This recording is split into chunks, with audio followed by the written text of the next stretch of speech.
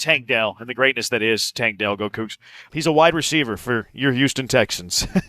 I was everybody had good things to say about him. Like Robert Wood said good things. Davis Mills says that he's like one of the quickest receivers he's ever seen, like in and out of cuts. That's the one thing with Tank is because like people look at his 40 speed and like, oh, I thought Tank was a little bit faster, point A to point B. I could have told you he's not like Tyreek Hill, point A to point B, but his shiftiness I think is elite. I was asked about his opinion the other day, and I was like, look, this guy is a gamer. He maximizes everything that he's been blessed with. He's going to win one-on-one matchups. He's uber quick. He's special in the return game. I'm bullish on Tank Dell. But what's the biggest concern about Tank Dell? Oh, I think most people are going to say his weight and his size is the fact that he's susceptible to getting crushed, and if he runs the wrong direction one time, it could be devastating. Yep. See, the size is the biggest concern with Tank. He's 5'8", 165, rock hard muscle. Like he's small. Like there's no doubt about it. So I was kind of curious because like we did this a little bit with Bryce Young in draft season. Like okay, well let's look at Bryce Young and let's look at other slim quarterbacks, small quarterbacks, puny quarterbacks. We would look at Kyler Murray, even though Kyler Murray is like twice as wide as Bryce Young. We would look at Drew Brees, even though Brees is 6 foot. Things like that. I was kind of curious about like the smallest good receivers in recent memory in the NFL. So I actually did a little bit of a deep dive on this. I looked at other really small receivers in the NFL who have had success. Now, to be fair, Tank Dell is smaller than all of these guys. So like that's forever going to be a concern. How's his hand size? Until it's no longer a concern. Tanks? No, yeah. I mean, Tanks, I'm worried. I mean, hand size matters. Does it matter for receivers? No, it doesn't. I think it matters a little. When we got into all the deep dives on Bryce Young, and of course it always comes back to hand size, but I mean, I guess with receivers it should matter, right? You should be able, you at least have to be able to control the football. Yeah, I mean, it does matter. It's certainly a big deal I think more for quarterbacks and receivers. I was kidding, obviously. No, I know that you were, but I think it does matter. Like to be able to catch the football, you have more space on your hand. Yeah, I think it matters a little bit more. Here are some of the other small receivers, and y'all think of a couple of small receivers that have had tremendous amount of success in the NFL. Like the first one that I thought of was Julian Edelman, perhaps because he was like recently in the NFL. And all these guys are kind of slot guys for the most part. There's one that's not. Edelman was still 5'10", 195. Like he had 2 inches on Tank Dell. He had 30 pounds on Tank Dell. Like that's pretty significant. That kind of towers over Tank Dell. So that's pretty big gap between the two. Wes Welker, 5'9", 185. So even Welker was an inch taller than Tank and 20 yards heavier than Tank. Now, I think it matters because it's 2023, and I think 2023 you don't have like the same rules. I think it's better for smaller players nowadays in the NFL. How about Antonio Brown? Antonio Brown was 5'10", $185. Really? He was only 2 inches taller than Tank and only 20 pounds bigger than Tank. You look at Steve Smith, 195. Deshaun Jackson, 175. T.Y. Hilton, 185. Emmanuel Sanders, who was 5'11", $180. He needs to eat a couple of sandwiches. Like, what does Tank Dell need to get to make you comfortable with Tank Dell's size? What's Tyreek Hill's measurements? I didn't look up Tyreek Hill.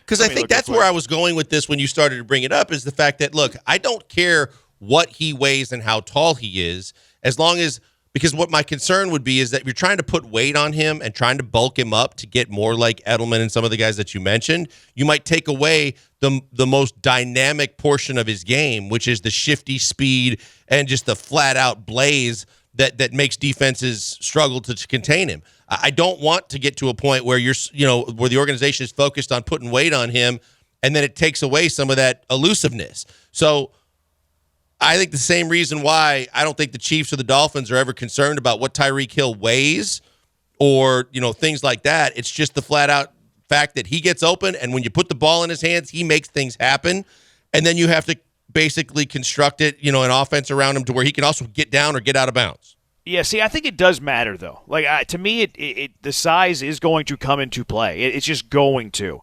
The question is, can he get away with it because of his skill, because of his talent? Tyreek Hill was 5'10", $190. Like, he's 25 pounds heavier than Tank Dell. And, like, we look at Tyreek Hill as a smaller wide receiver. Somebody texting in back in the Oiler days, love you blue, 713-780-3776, HRP listener line.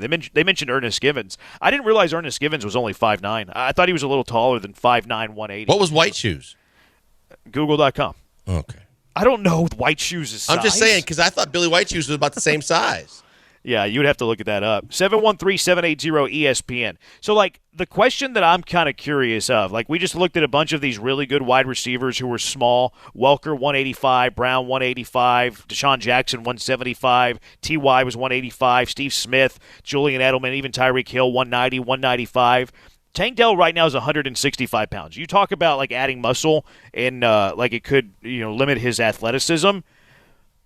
I think I would like him to gain 10 pounds. Like, I think I want him to play at 175. I think if he's there, he doesn't lose the quickness, and I think he's big enough to absorb some contact. If he's Deshaun Jackson's weight, I think that's a victory for the Texans. I think 10 to 20 pounds is not going to be limiting to him, and I think that, some of that could be weightlifting and just, adding on a little bit more muscle, too, to take away some of the impact if he does get hit.